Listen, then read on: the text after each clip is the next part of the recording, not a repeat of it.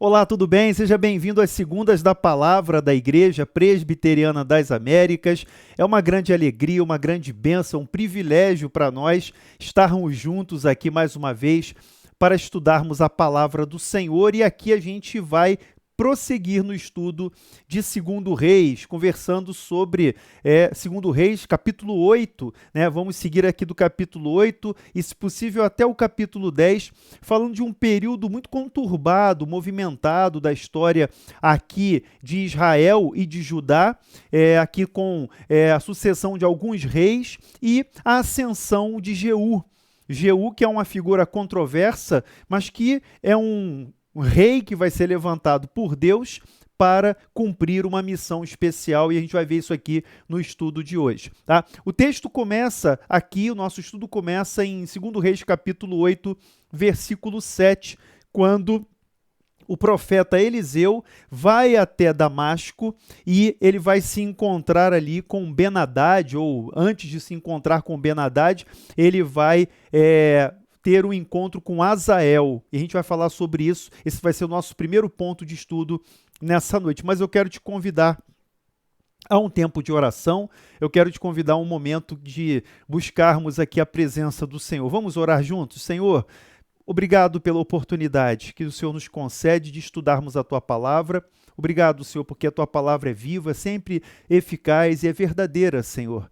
O Antigo Testamento nos ensina coisas importantes. Pedimos a Tua direção, a iluminação do Teu Espírito Santo sobre nós, a graça de compreender a Escritura, Senhor, aquilo que o Senhor tem preparado e a Tua vontade para as nossas vidas. Ajuda-nos, Senhor, a entender o significado do texto, o que o Senhor quis dizer, o que o autor quis dizer com essa narrativa e qual é a aplicação para as nossas vidas. É o que nós te pedimos, com a direção do Teu Espírito e o perdão dos nossos pecados, Senhor, em nome de Jesus. Amém e amém. Graças a Deus. Vamos lá, abra sua Bíblia aí em 2 Reis, no capítulo 8. A gente vai trabalhar a partir do versículo 7, e aí você tem aí, eu chamo essa parte aqui de Eliseu em Damasco. Então veja só, veio Eliseu a Damasco, diz o versículo 7 de 2 Reis, capítulo 8, veio Eliseu a Damasco, estava doente Ben-Hadad, rei da Síria. Lembra que eu já falei sobre Ben-Hadad, né? Nós temos uma sucessão, na verdade Ben-Hadad é o nome de mais de um rei, são primeiro, segundo, terceiro, com esse nome de Ben-Hadad, e aqui provavelmente é o segundo ou terceiro a que se refere o texto bíblico, mas o fato é que houve, né, numa dinastia síria, esse nome, esse título, Ben-Hadad. Então, eles anunciaram ao rei. O rei estava doente, o rei da Síria estava doente. Você já lembra de episódios anteriores em que havia, em determinado período, guerra da Síria contra Israel? Nós vimos isso nos capítulos anteriores. Nós vimos aquele livramento maravilhoso que aconteceu primeiro quando os exércitos da Síria cercaram ali Eliseu e Deus mostrou ali para ele,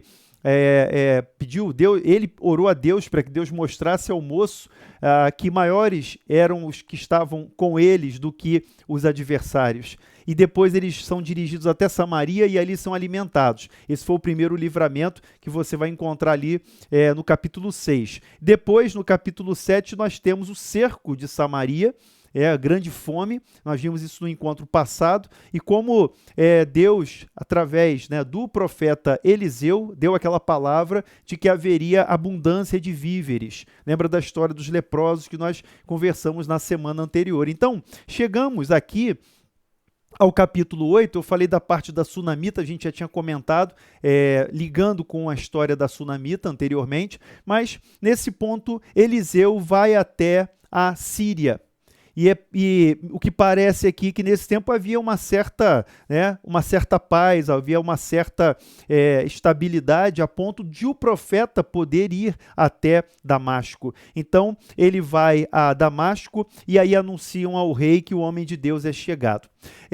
Qual é o padrão de comportamento? Lembra quando nós falamos sobre Naamã, o general leproso, que já foi objeto do estudo também? Quando Naamã vai até Israel para obter ali, né, a palavra do profeta. Isso você vai encontrar lá no capítulo 5, né, Naamã. Nesse tempo havia também uma certa paz, ali, uma trégua entre sírios e os israelitas, o reino do norte. Então, ele leva presentes, ele leva ali diversos, né, presentes para entregar ao profeta em troca da cura, mas os presentes são rejeitados. Acontece algo semelhante agora. Então, diz aqui o versículo 8, de 2 Reis 8, então o rei disse a Azael, toma presentes contigo e vai encontrar-te com o homem de Deus. Então o rei Ben-Hadad diz para Azael, que era um dos seus subordinados, que ele fosse até o profeta. Foi anunciada a presença do profeta em Damasco, e ele diz, olha, leva presentes e pergunta para o homem de Deus. Vai encontrar-te com o homem de Deus e por seu intermédio pergunta ao Senhor, dizendo, sararei eu dessa doença? Essa é a pergunta. Eu queria que a gente guardasse agora, né, essa figura de Azael, pensasse aqui em Azael. Então veja, por que Eliseu foi para Damasco? É a primeira pergunta que nós precisamos fazer ao texto. Por que Eliseu foi a Damasco? Ele foi visitar o rei doente, o rei Ben-Hadad? Ele foi ali se compadecer do rei? Não.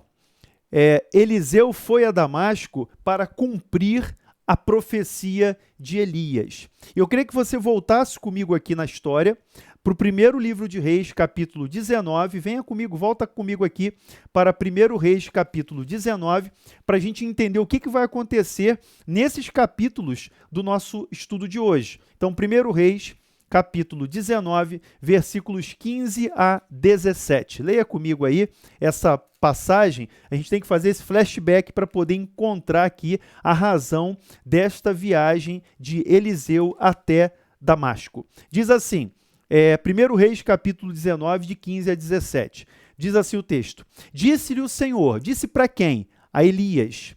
Elias ainda estava vivo aqui. Disse-lhe o Senhor, vai, volta ao teu caminho para o deserto de Damasco, e em chegando lá, unge a Azael, rei sobre a Síria. Azael, esse Azael é esse que nós estamos agora falando em 2 Reis, capítulo 8. Então veja, por que Eliseu vai para Damasco? A resposta é, porque Eliseu vai dar cumprimento à palavra, à profecia, à palavra que Deus entregou, à missão que Deus entregou a Elias. Então, voltando aqui para 1 Reis 19, ele diz, a Jeú, versículo 16, a Jeú, filho de Ninsi, ungirás rei sobre Israel. Isso você vai ver o Jeú, figura controversa que vai aparecer aqui, a ascensão de Jeú nos próximos capítulos aí de 2 Reis, e ele realmente vai ser o flagelo de Deus, ele vai ser o chicote de Deus, né, para trazer vingança contra os inimigos de Deus. A gente vai ver isso acontecendo agora na sequência de 2 Reis. Mas ele então diz olha só, ele diz para ungir Azael, depois Azael da Síria, ungir Jeú, rei de Israel. E Eliseu, e também Eliseu, filho de Safate, de Abel-Meolá, ungirás profeta em teu lugar. Então, olha a sequência, ungir Azael, Jeú e Eliseu. Tudo bem? Quem escapar da espada de Azael, Jeú o matará. Quem escapar da espada de Azael, que vai ser ungido rei da Síria, vai ser morto pela espada de Jeú. E quem escapar à espada de Jeú, Eliseu o matará. Versículo 18, aí ele vai lembrar para Elias, lembra que Elias está na caverna, Elias está naquela crise que a gente já estudou, né? O momento em que Elias, depois de derrotar os profetas de Baal, ele foge de Jezabel, ele foge porque Jezabel queria a sua cabeça, então ele tem medo e ele foge. Como homem, Elias era um homem como nós e ser humano como nós, então de maneira que ele também passou por situações de dificuldade, de medo, né? Esse episódio nós já conhecemos.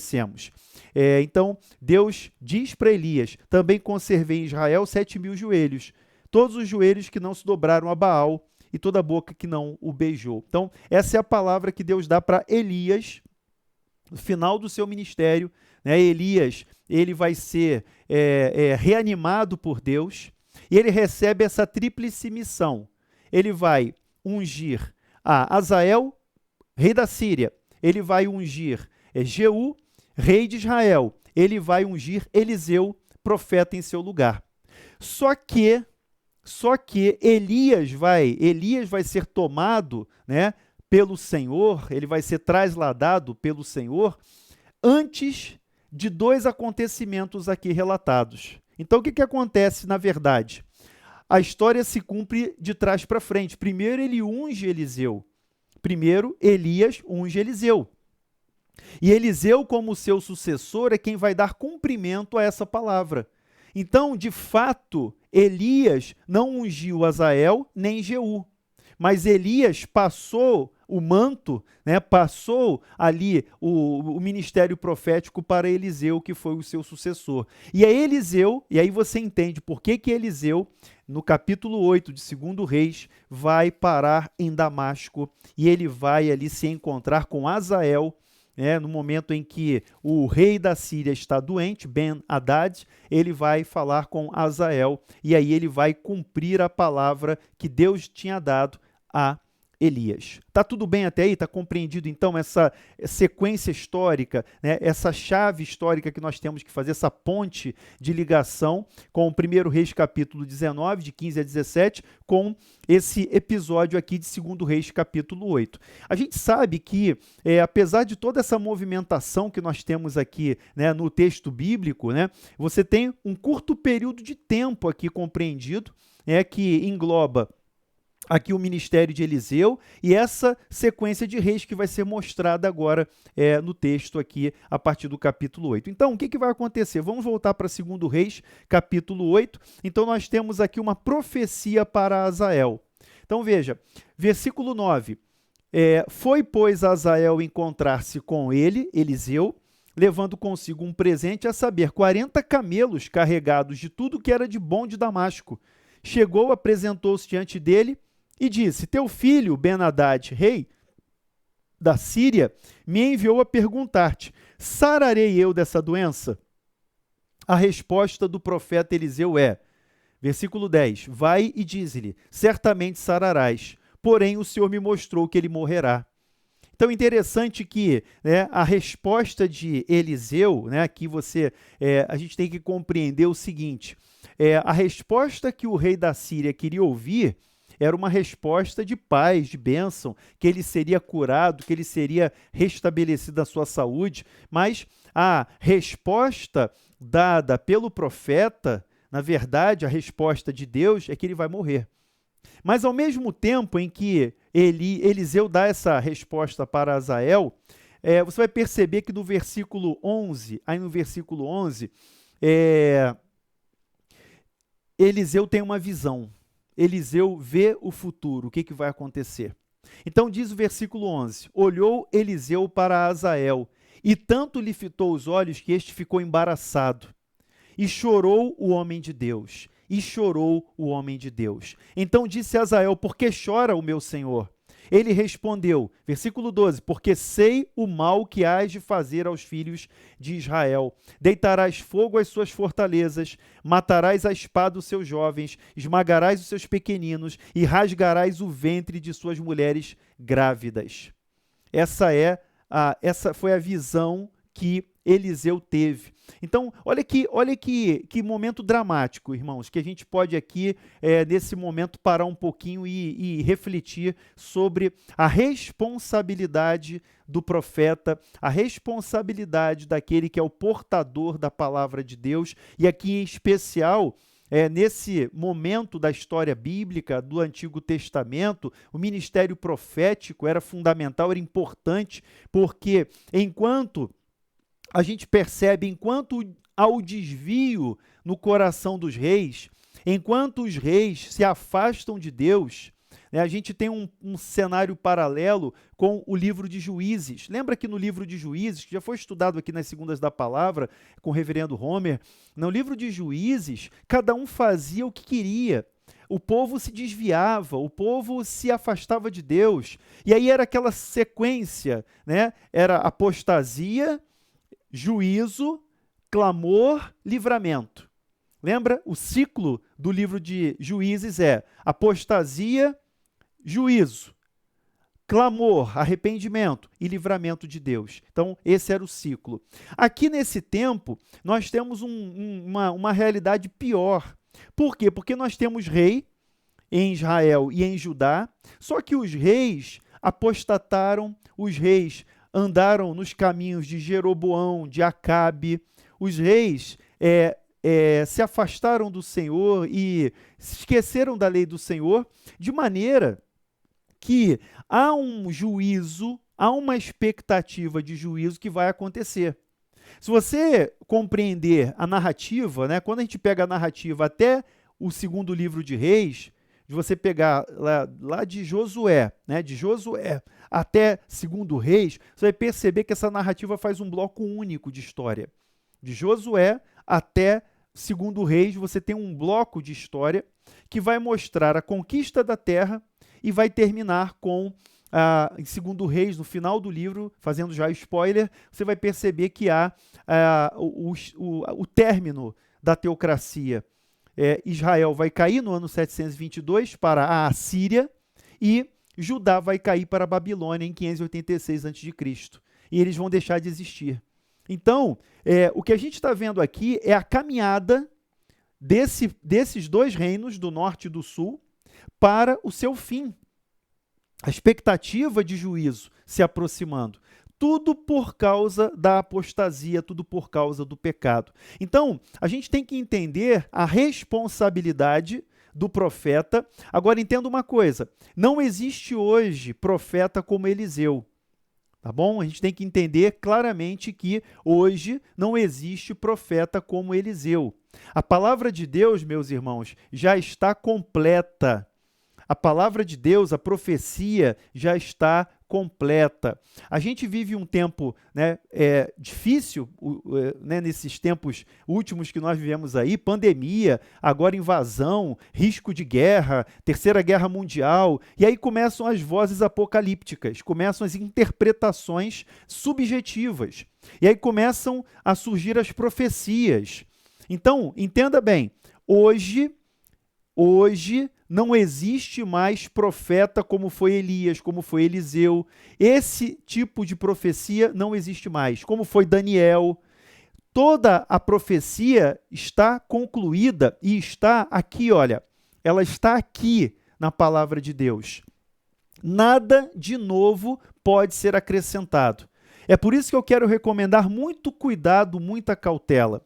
E aqui eu quero observar essa responsabilidade, a seriedade do ministério profético desse tempo. Porque Eliseu está diante daquele que vai matar crianças, vai matar grávidas, ele vai destruir as fortalezas aqui de Israel. Esse homem, Azael, da Síria, ele vai atacar o povo de Israel. E o profeta Eliseu, de forma até paradoxal, ele é o instrumento para perceber isso, para enxergar essa realidade que vai acontecer e para dar uma palavra para Azael, que vai ser o rei. Então veja a sequência. O Azael responde para Eliseu. Tornou Azael, versículo 13. Pois que é o teu servo esse cão para fazer tão grandes coisas? Respondeu Eliseu. O Senhor me mostrou que tu has de ser rei da Síria. O Senhor me mostrou que tu has de ser rei da Síria. Então deixou a Eliseu e veio a seu senhor, o qual lhe perguntou. Ele voltou para Ben-Hadad, então Azael volta para o palácio, para Ben-Hadad, e perguntou, que te disse Eliseu? Respondeu, disse-lhe que certamente sararás. Foi a palavra de Eliseu. Mas Eliseu disse, porém o Senhor me mostrou que ele morrerá.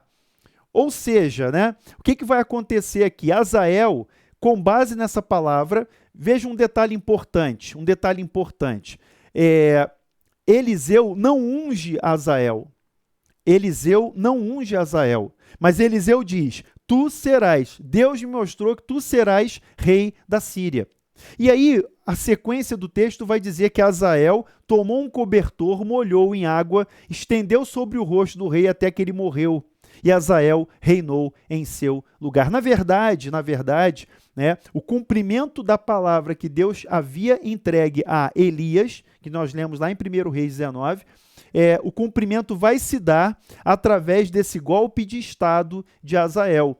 O rei, a gente não sabe aqui, né, se o rei já estava ali, né, moribundo nas últimas, e o que dá a entender aqui, que ele cobriu o rei com um cobertor, com uma manta molhada, né, e aqui, naturalmente, ele foi sufocado.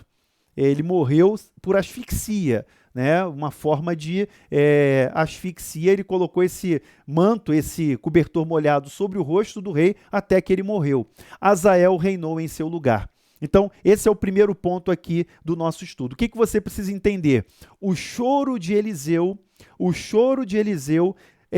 demonstra que ele não compactuava com a maldade que seria praticada por Azael, apesar de compreender que tudo que Azael faria estava sob o domínio de Deus. E eu quero fazer uma pausa aqui importante. Tempo.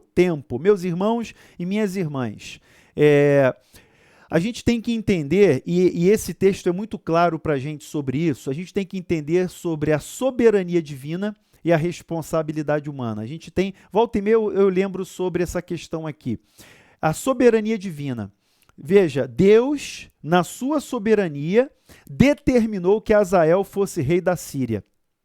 Azael, como rei da Síria, seria o chicote, o flagelo de Deus sobre Israel, posteriormente. Foi essa a visão de Eliseu.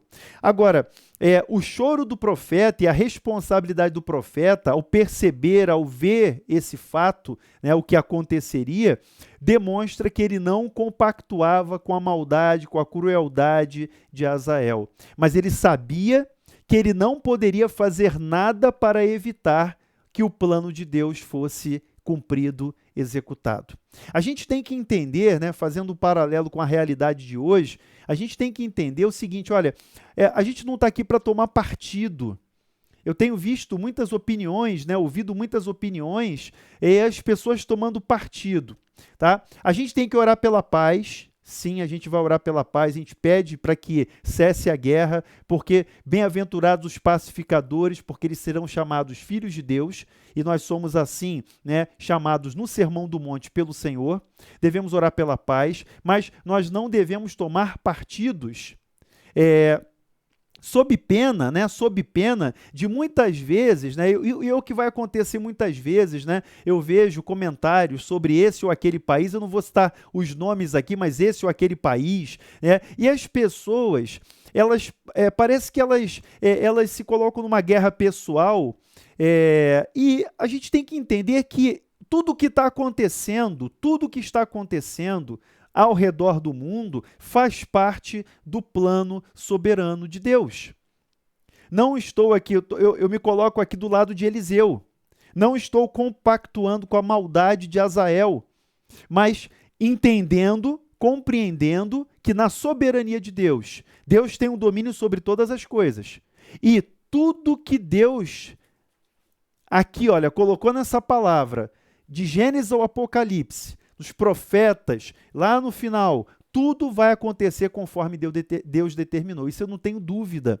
Então, em vez de nós tomarmos partidos, em vez de nós tomarmos posições, né, pró ou contra, precisamos orar, precisamos vigiar, precisamos entender que o nosso Senhor está às portas. Repito, em vez de nós tomarmos partidos, eu não estou dizendo aqui que nós seremos alienados. Oremos pela paz, busquemos a paz. É isso que a palavra de Deus ensina para a gente. Mas, em vez de tomarmos partidos, simpatizarmos com A ou B, polarizarmos, porque esse é o tempo das polarizações, nós precisamos fazer uma leitura da realidade e enxergar a realidade à luz da profecia bíblica. E compreendendo a profecia bíblica, a palavra de Deus, nós, né, estarmos vigilantes. Por quê? Porque a palavra de Deus mostra e os sinais se vão cumprindo de maneira que nós temos a percepção, a compreensão de que o Senhor, o nosso Senhor, está às portas. Essa deve ser a nossa postura como cristãos. Investir na paz, buscar a paz, semear a paz, mas entender a realidade. Mateus capítulo 24, sermão profético de Jesus, ele fala de diversos sinais. Ele fala de guerras e rumores de guerras. Isso vai acontecer, mas ele fala, ainda não é o fim. Ainda não é o fim. Mas entendam que isso vai acontecer, o amor de muitos vai se esfriar. Haverá pais contra filhos e filhos contra pais. Nações contra nações. Terremotos, doenças, pestes, fome. Então, esses sinais fazem parte, né, são os chamados princípios das dores, fazem parte do cenário que se aproxima. Eu estou fazendo esse parênteses aqui, por quê? Porque está bem claro, dentro do que Eliseu aqui, nesse encontro que Eliseu tem com Azael, Eliseu não está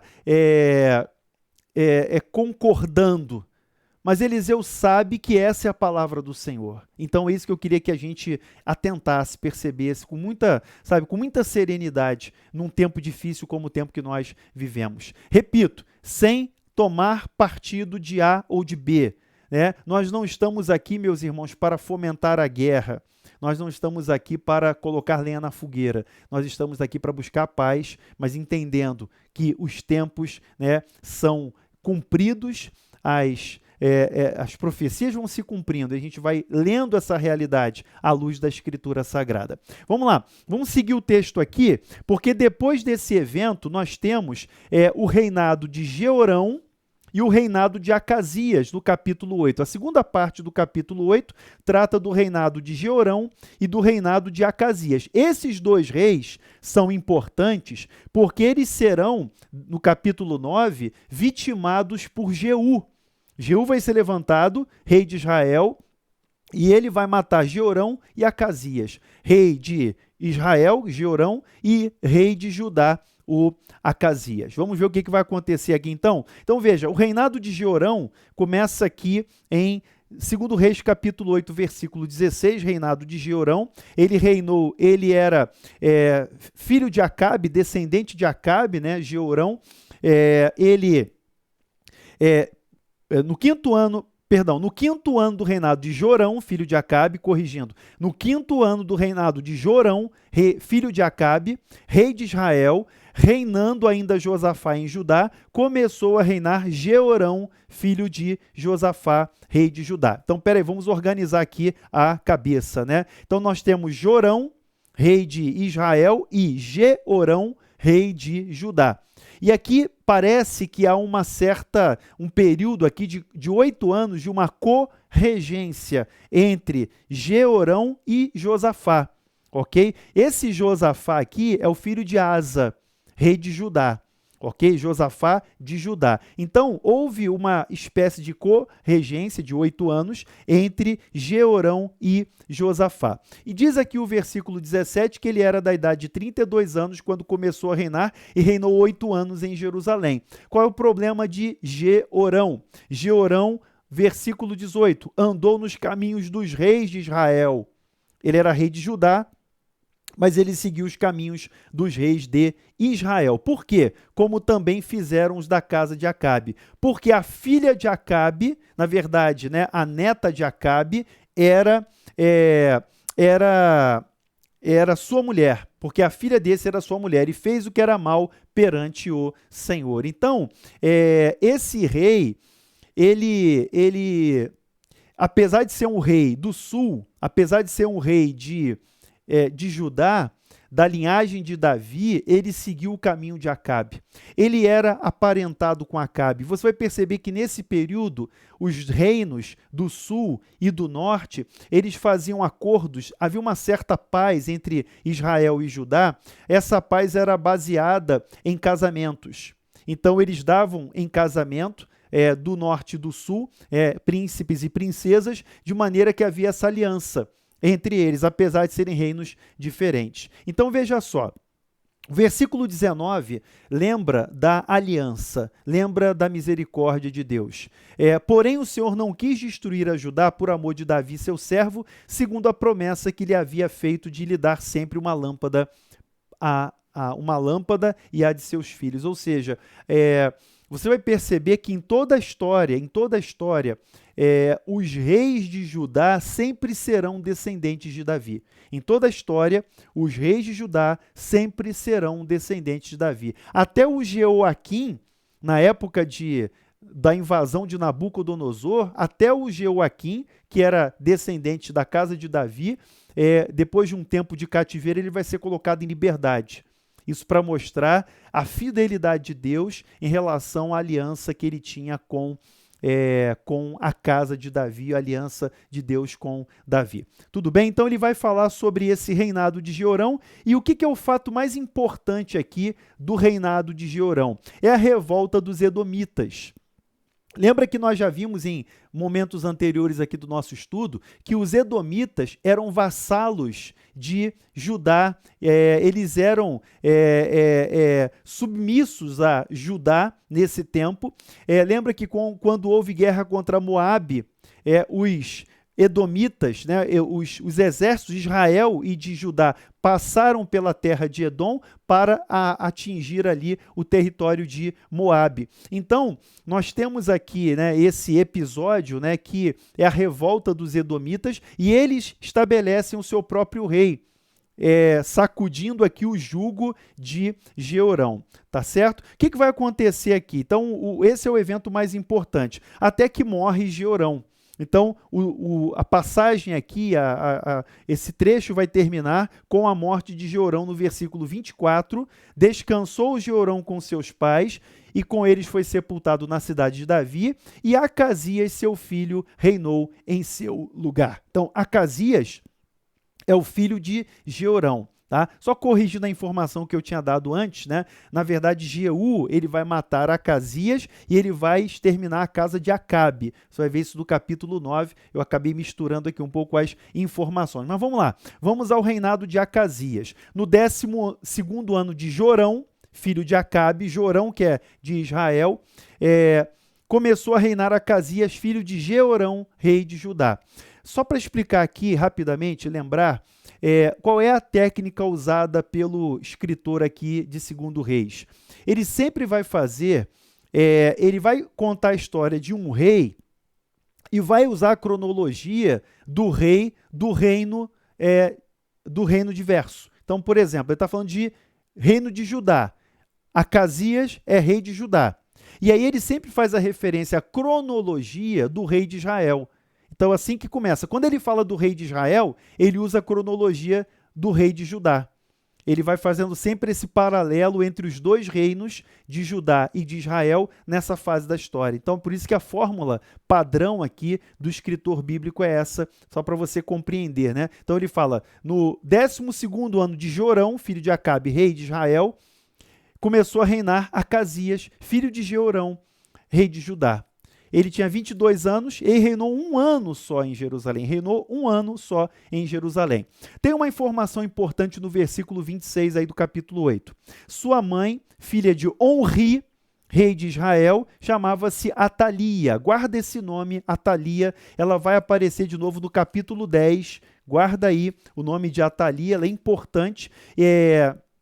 Deixa eu voltar aqui. Na verdade, do capítulo 11. Do capítulo 11, Atalia vai aparecer. Então, guarda aí, marca, sublinha aí, porque ela vai reaparecer no capítulo 11. Ela é importante aqui na história. E ela é importante também porque ela era neta, quando o texto fala filha de Onri, na verdade, ela era neta de Onri. Lembra que Onri é aquele que vai fundar Samaria.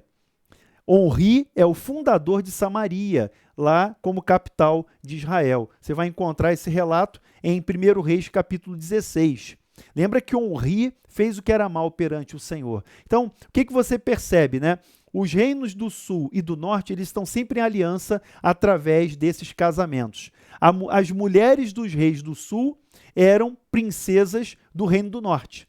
eram descendentes desses reis do norte. Seja de Onri, seja de Acabe, elas vinham sempre dessa linhagem, e é por isso que havia essa mistura e essa apostasia durante esse tempo. Diz o versículo 27, aqui de 2 Reis 8, ele andou no caminho da casa de Acabe, e fez o que era mal perante o Senhor, como a casa de Acabe, porque era genro da casa de Acabe. Então, por causa dessas alianças, esses reis de Judá, ainda que Deus mantivesse a sua fidelidade, a sua palavra, por causa da aliança com Davi, os reis de Judá sempre estavam apostatando porque eles tinham essas alianças com Israel. Então ele fez o que era mal, ele andou de acordo com a casa de Acabe, ele era parente de Acabe, por causa da esposa. Então havia essa relação, essa mistura, de maneira que essa perpetuação da impiedade, a perpetuação do desvio se mantém em Judá, em razão dessas alianças com o Reino do Norte, que já tinha caído há muito tempo, apostatado há muito tempo, desde que Jeroboão estabeleceu ali 2 altares em Dan e Betel, com os bezerros de ouro para serem adorados pelo povo de Israel, o Reino do Norte. Tudo bem? Então vamos lá. O que aconteceu aqui? Diz o versículo 28, olha o Azael aparecendo aí novamente. Azael vai aparecer na história de novo. Foi com Jorão, Jorão era o rei do norte, filho de Acabe, a Ramote Gileade, a peleja contra Azael, rei da Síria. Azael, lembra que começou a reinar lá no versículo 15. Então, diz assim, os sírios feriram Jorão, os sírios feriram Jorão, o rei do norte, o rei de Israel. Então voltou o rei Jorão para Jezreel, para curar-se das feridas que os sírios lhe fizeram em Ramá, quando pelejou contra Azael, rei da Síria. E desceu Acasias, filho de Jeorão, rei de Judá, para ver Jorão, filho de Acabe, em Jezreel, porquanto estava doente. Então, para tudo aí. Dentro dessa aliança, veja, Azael, rei da Síria, ataca Israel. E nessa batalha com Jorão, rei do norte, Israel, Jorão leva a pior, Jorão fica muito ferido. E o Acasias vai lá para encontrar-se com ele, né, para visitá-lo, porque ele estava muito doente. Tá bom? Aí vamos ao capítulo 9 de 2 Reis, e eu quero fazer aqui uma síntese do que foi Jeú e do que ele realizou aqui nesse período da história, né? Então, lembra que Elias tinha recebido 3 missões: ungir Azael, ungir Jeú e ungir Eliseu. Elias, na verdade, só ungiu Eliseu. Coube a Eliseu ungir, né? Na verdade, entre aspas, ele não chegou a ungir Azael e agora Jeú. Jeú que vai ser, né, levantado agora como rei de Israel, em lugar de Jorão. Veja, Jeú que não era descendente de Jorão, não era da linhagem, mas em relação ao reino de Israel, não há esse respeito à linhagem. A linhagem vai sendo quebrada, as dinastias vão sendo quebradas várias vezes por causa da infidelidade. Deus mantém a aliança com Judá. É com Judá que é feita a aliança por causa dos descendentes, por causa do amor de Deus para a Davi. Então vamos lá, capítulo 9 de 2 Reis. Então o profeta Eliseu chamou um dos discípulos dos profetas e lhe disse: a tradição diz que esse profeta aqui seria Jonas. Tá? O texto não diz, mas a tradição afirma que esse profeta teria sido Jonas, tá? Mas deixa quieto aí, vamos seguir o texto aqui. Diz assim: cinge os lombos, leva contigo esse vaso de azeite e vai-te a Ramote Gileade. Lembra, a peleja foi em Ramote Gileade, onde Azael bateu o Jorão. E diz assim, olha, e em lá chegando, vê onde está Jeú, filho de Josafá, filho de Ninsi. Tempo. Esse Josafá aqui não é o Josafá de Judá, é outro Josafá. Esse Josafá é filho de Ninsi. O Josafá, que é rei de Judá, lembra que era o pai de Jeorão, é o Josafá, filho de Asa. É o Josafá, filho de Asa, rei de Judá. Esse Josafá aqui é filho de Ninsi, que é aqui no caso o Josafá, pai de Jeú. Então, são histórias diferentes, tá? Entra e faze-o levantar, diz o versículo 2 do capítulo 9, entra e faze-o levantar-se no meio dos seus irmãos e leva-o à câmara interior. Essa é a palavra de Eliseu ao profeta, né, o discípulo de profeta. Eliseu não vai pessoalmente ungir Jeú, ele manda o discípulo de profeta. Toma o vaso de azeite, versículo 3, derrama-lhe-o sobre a cabeça e dize, assim diz o Senhor, olha só a palavra, ungi-te rei sobre Israel. Então, abre a porta, foge e não te detenhas. O profeta, né, tinha que derramar o óleo sobre o Jeú e fugir daquele lugar. Foi, pois, o moço, jovem profeta, Ramote de Gileade, entrando ele, eis que os capitães do exército estavam assentados. Lembra que o rei de Israel estava muito ferido, né, à beira da morte. Entrando eles, eis que os capitães do exército estavam assentados. Ele disse, capitão, tenho uma mensagem que te dizer. Perguntou-lhe Jeú, a qual de todos nós? Eram os capitães sentados à mesa. Respondeu-lhe ele, a ti, capitão. Jeú. Versículo 6, então se levantou Jeú e entrou na casa, o jovem derramou-lhe o óleo, o azeite sobre a cabeça e lhe disse, assim diz o Senhor, Deus de Israel, ungi-te rei sobre o povo do Senhor, sobre Israel. Aí vem agora a missão de Jeú. Versículo 7, ferirás a casa de Acabe teu senhor, para que eu vingue da mão de Jezabel o sangue dos meus servos, os profetas, e o sangue de todos os servos do Senhor. Então, primeiro ponto aqui da missão de Jeú. Lembra que quando Elias, ele recebe aquela palavra de Deus, lá em 1 Reis, capítulo 19, que nós lemos, Deus falou assim, olha, quem escapar da espada de Azael, a espada de Jeú, né, o matará. Quem escapar da espada de Jeú, a espada de Eliseu o matará. Mas, na verdade, é Jeú que vai executar todo esse juízo, toda essa vingança, e até mais do que Deus tinha determinado. É por isso que eu digo que Jeú é uma figura controvertida, sabe? Porque Jeú é interessante que Jeú é o único rei do norte, é o único rei do reino de Israel que é ungido. Nenhum rei de Israel foi ungido, sabia disso? Desse reino dividido, do reino do norte, né, depois da divisão do reino, nenhum rei de Israel foi ungido. Jeú é o único ungido, por delegação aqui do profeta, né, que Eliseu envia para ungí-lo. E a vingança que vai ser desenvolvida por Jeú é a vingança, primeiro, porque Jezabel tinha matado os profetas do Senhor. Então, ferirás a casa de Acabe, teu senhor, para que eu vingue da mão de Jezabel o sangue dos meus servos. Jezabel matou muitos profetas. Muitos. Lembra que Obadias, ele escondeu profetas do Senhor? Foi nessa época que Elias foge para o Horebe. Lembra que Elias foge de Jezabel porque ele é ameaçado de morte? E a palavra de Elias para Deus é, Senhor, mataram os profetas, só eu sobrei, só eu escapei.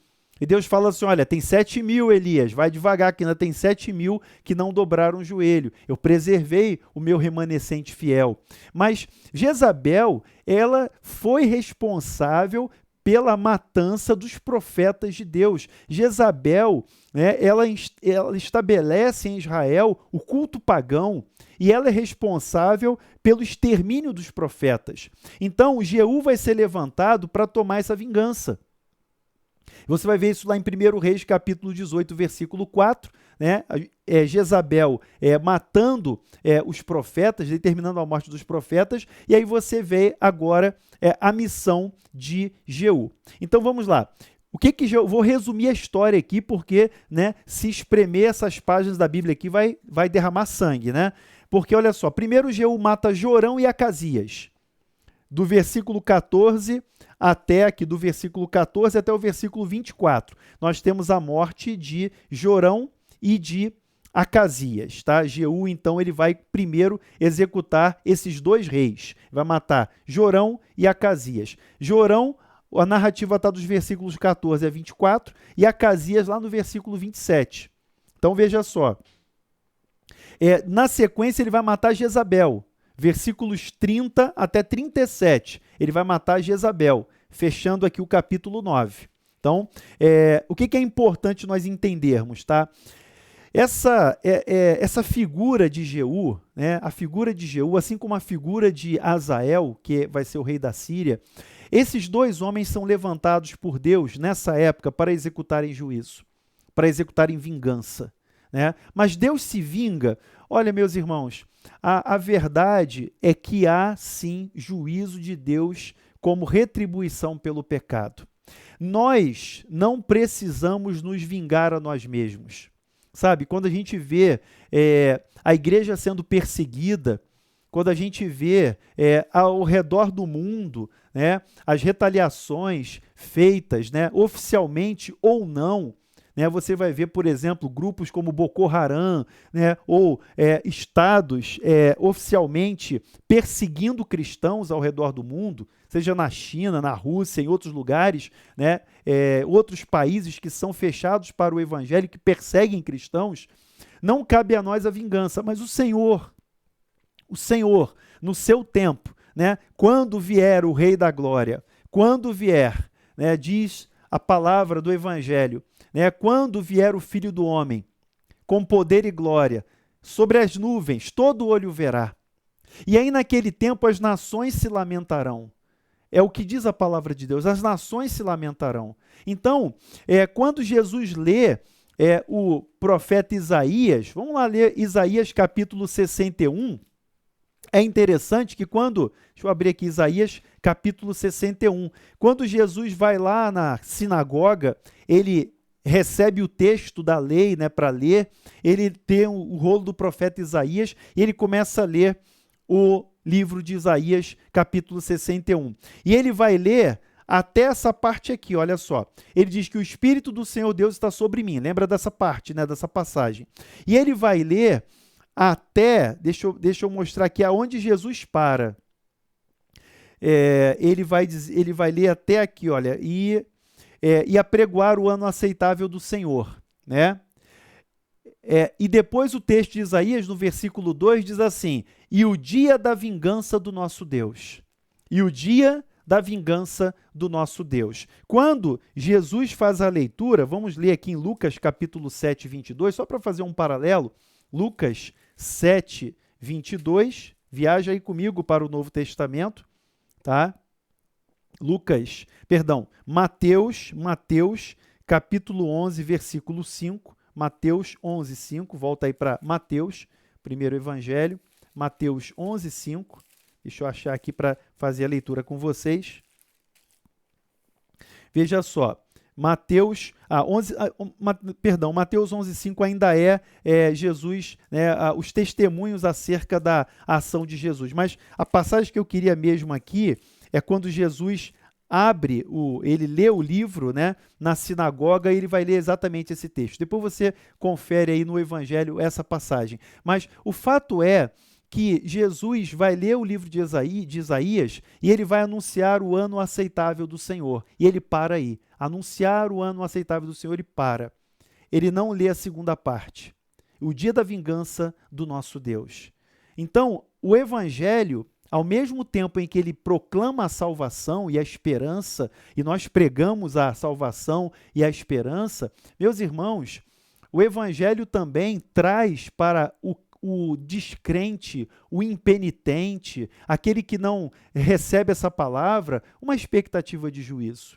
Então, isso que a gente tem que entender o relato bíblico do Antigo Testamento, e sem a gente forçar o texto, o relato bíblico do Antigo Testamento mostra Deus levantando esses líderes, Azael da Síria, Jeú de Israel, para executar vingança, para executar juízo. Só que o Azael, ele foi além. Azael, ele vai além do que foi determinado por Deus. Ele passa do limite, na verdade. E é claro que isso vai ser considerado por Deus em relação a ele. Você vai ver isso na sequência no capítulo 10 de 2 Reis. Então, vê o seguinte, olha só, deixa eu só resumir a história aqui para gente. Olha, Jeú vai matar Jorão, Acasias, versículo 14 a 24, versículo 27, né, lá do capítulo 9. Ele vai matar Jezabel, versículos 30 até 37. Ele vai executar Jezabel. Depois ele vai executar a dinastia de Acabe. Ele vai para Samaria no capítulo 10, Jeú extermina a casa de Acabe. Esse número aqui de 70 filhos, né, não se sabe se é literal, se eram 70 mesmo, mas o número 70 ele representa uma dinastia. Então, o fato é que ele acaba com a casa de Acabe. E a chave para a gente compreender está no versículo 10. Olha o versículo 10 do capítulo 10 de 2 Reis. Diz assim: Sabei, pois, agora que da palavra do Senhor pronunciada contra a casa de Acabe, nada cairá em terra, porque o Senhor fez o que falou por intermédio do seu servo Elias. A chave do texto está aqui no versículo 10 do capítulo 10 de 2 Reis. Sabei agora que da palavra do Senhor pronunciada contra a casa de Acabe, lá em Elias, veja, nada cairá por terra, porque o Senhor fez o que falou por intermédio do seu servo Elias. Veja só, apesar de não se cumprir exatamente da maneira, né, até como se pensava, mas Jeú vai ser levantado para dar cumprimento àquela palavra de Elias, né? Não foi Elias que ungiu Jeú, mas foi através de Eliseu que isso aconteceu, tempos depois do arrebatamento de Elias, mas de fato, Jeú cumpre esse juízo, essa vingança sobre a casa de Acabe. O problema, né, é que a sede de sangue de Jeú, ela foi exacerbada. Ele vai exterminar a casa a família de Acasias. Você vai ver isso no versículo 12. Ele se volta então para os parentes de Acasias, ele mata os parentes de Acasias, e aí, a partir daí você começa a ver o excesso. Ele passa do limite. Esse excesso praticado por Jeú, ele vai ser reprovado lá pelo profeta Oséias. Depois você confere aí, Oséias capítulo 1, versículo 4. O profeta Oséias cita esse excesso praticado por Jeú e o Senhor reprovou o excesso praticado por Jeú, porque ele vai massacrar a família de Acasias. Lá no capítulo 11, eu falei de Atalia. Atalia, ela vai esconder um descendente de Acasias, que vai ser depois um rei de Judá. Ela consegue esconder um descendente, mas o restante da casa de Acasias vai ser exterminada também. Então, o Jeú, ele passa do limite, ele excede o limite. Jeú, também aqui resumindo a história, no capítulo 10, versículos 18 até 28, ele vai exterminar os profetas de Baal. Jeú acaba com o culto a Baal. Versículo 28, Jeú exterminou de Israel a Baal. Então, olha que importante, né? Apesar de todo esse processo sanguinário, a toda essa realidade, né? Como eu falei, né? Essa passagem aqui de Reis, ela é muito sanguinária, muito dramática, né, pela sequência de atos e das execuções que vão acontecer. Mas o ponto alto aqui é o versículo 28 do capítulo 10. Jeú exterminou de Israel a Baal. Jeú conseguiu, com essa sua ação, né, sanguinolenta, ele conseguiu extirpar esse culto de Baal. Derrubou os altos, as colunas, e ele, assim, foi instrumento de Deus para banir esse culto pagão de Baal de Israel. Esse é um fato importante. Mas o versículo 29 reprova Jeú. Capítulo 10, versículo 29. Porém, não se apartou Jeú de seguir os pecados de Jeroboão. Veja, apesar de ele ser um instrumento para banir o baalismo, ele manteve o caminho de Jeroboão, que foi o primeiro rei de Israel do norte. ele segue os bezerros de ouro de Jeroboão, lá em Dan e Betel. Diz o versículo 29, porque ele seguiu os pecados de Jeroboão, filho de Nebate, que fez pecar a Israel, a saber, dos bezerros de ouro que estavam em Betel e Dan. Então veja só, aqui a gente tem que lembrar, eu já falei sobre isso, eu quero lembrar, que há uma tensão e um equilíbrio entre a soberania divina e a responsabilidade humana. Deus é soberano para levantar Jeú. Eu não tenho dúvida, pelo texto, não tenho nenhuma dúvida de que foi Deus que ungiu Jeú. E qual foi a missão de Jeú? Executar juízo, vingança do Senhor. Está no texto. Agora, Jeú foi além da conta. Jeú foi além da conta. Não com os profetas de Baal, não com a erradicação do baalismo, mas ele foi além da conta pelos massacres que ele praticou aqui nesse tempo. Pelo sangue derramado por Jeú, Oséias, o profeta, Oséias 1,4, vai retratar isso, vai reprovar. E aqui o texto também vai reprovar. Veja só, versículo 30 de 2 Reis 10. Pelo que disse o Senhor a Jeú, porquanto bem executaste o que é reto perante mim, e fizeste a casa de Acabe segundo tudo quanto era do meu propósito, teus filhos até a 4ª geração se assentarão no trono de Israel. Então Deus promete aqui que 4 gerações de Jeú vão reinar sobre Israel.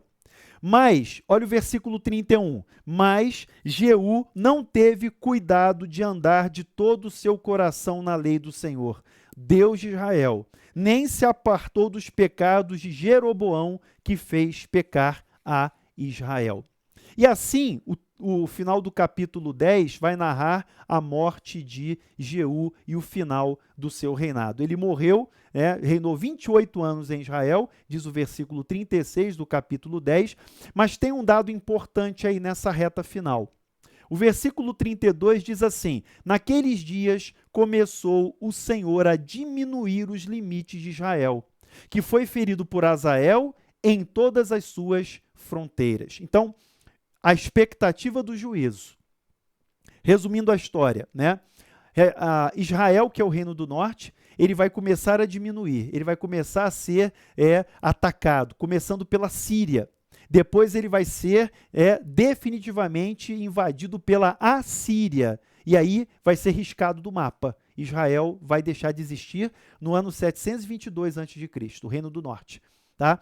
Agora, o que é importante a gente destacar, concluindo aqui o nosso estudo e já fechando aqui esse nosso encontro das segundas da palavra. Meus irmãos, a gente tem que entender que há um equilíbrio e uma tensão entre a soberania divina e a responsabilidade humana.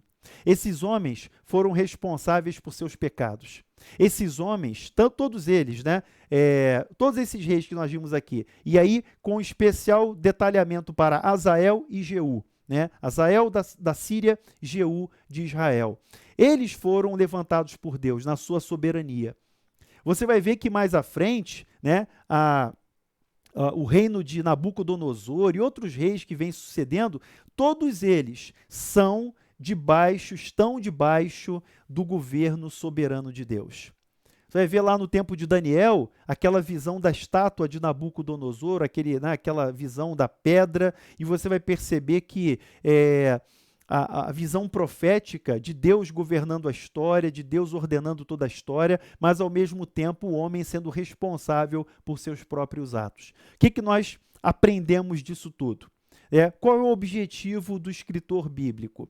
Ele está mostrando para a gente o desenvolvimento da história bíblica, da história, da narrativa da redenção. Ele está mostrando para a gente o fracasso de Israel como povo escolhido de Deus.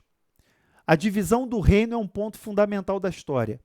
E após a divisão do reino, depois do reinado de Salomão, nós temos Israel, o reino do norte, caminhando a passos largos para a apostasia. Ele nunca mais se recupera.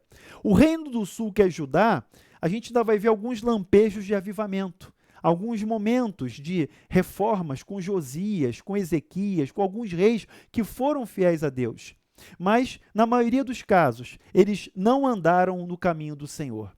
Mas em tudo isso, o que que nós vemos? A misericórdia de Deus, a manifestação da graça de Deus, da sua misericórdia, do seu amor constante, da sua bondade perene em relação ao seu povo, em relação à promessa e aliança, porque é de Judá que virá o Salvador. A salvação vem dos judeus. Então, Deus preserva esse povo, mesmo depois, quando eles vão parar no exílio.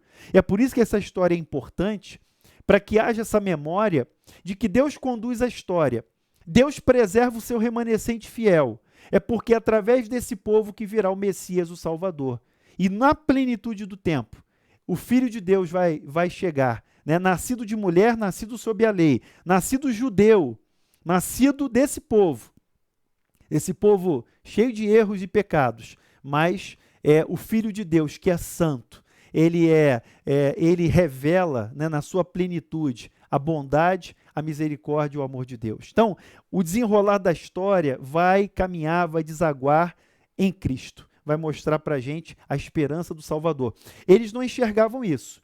Né? Se você pegar aqui o texto, a esperança de Israel era a manutenção na terra, era permanecer aqui nesse território, mas, na verdade, o plano de Deus vai além. O plano de Deus passa dessa simples percepção territorial, ou temporal, política, e o reino de Deus é um reino sempre eterno, é o reino que vai durar para sempre. Eu queria terminar então com essa palavra, que a gente possa fazer a leitura do texto bíblico, compreendendo a história bíblica, e também que a gente possa fazer a leitura do nosso tempo, que a gente possa fazer a leitura do tempo de hoje, né, o tempo que nós vivemos, e compreendendo que Deus é soberano na história, compreendendo que naquilo que Deus determinou que vai acontecer, as coisas vão se dar no seu tempo certo. E nós, como cristãos, precisamos ter a percepção correta da palavra de Deus, a vigilância nesse tempo e, é claro, fazendo a leitura dessa época, né, permanecermos fiéis ao nosso Deus. Deus abençoe a sua vida. A gente termina aqui esse encontro das segundas da palavra. Eu quero orar com você, eu quero pedir a Deus que nos ajude, né, que nos dê paz no coração, que nos dê, né, serenidade, que nos dê espírito de oração para que a gente possa viver nesse tempo, né, aguardando a iminente volta do nosso Senhor e Salvador Jesus Cristo e vendo como é que o desenrolar da história, assim como a história do Antigo Testamento, ela se cumpriu conforme Deus determinou. A história que nós vivemos hoje, nós que estamos aqui entre a ascensão e a volta de Jesus, nós estamos nesse período, que também possamos compreender que Deus é fiel para cumprir a sua palavra. Nenhuma palavra de Deus deixará de ser cumprida. E Ele há de cumprir todo o seu desígnio para a glória dEle. E nós somos chamados a vivermos essa história. Qual é o meu lugar nessa história? Eu estou descobrindo aqui na palavra de Deus, o meu lugar nessa história é do lado daqueles que são chamados para estar para sempre com o Rei, do lado do Senhor. Nós somos chamados para isso. E essa é a palavra de esperança que nós podemos deixar ao final dessa leitura. Vamos orar? Pai, obrigado pela Tua palavra. Obrigado, Senhor, pela verdade histórica, bíblica que nós acabamos aqui de ler brevemente, rapidamente, mas que o Senhor consolide essa compreensão nas nossas mentes. E que o nosso coração, Pai, possa estar vigilante, atento, ouvindo a Tua voz, Pai, nesses tempos difíceis, que nós possamos fazer uma correta leitura da realidade. E assim, estarmos prontos, né, amando e apressando a vinda do Senhor, como diz o apóstolo Pedro. Assim nós oramos, te agradecemos em nome de Jesus. Amém, amém. Meus irmãos, está na hora, né? Terminou o nosso encontro. Deus abençoe a sua vida, a sua família. Deus abençoe a nossa semana. Seja uma semana abençoada, cheia da graça de Deus. E vamos guardar a palavra do Senhor no nosso coração. Vamos meditar nessa palavra dia e noite. Vamos crescer na graça e no conhecimento do nosso Senhor e Salvador, Jesus Cristo. Termino aqui. Um abraço, fique na paz e até o nosso próximo encontro das Segundas da Palavra da Igreja Presbiteriana das Américas. Tchau, tchau.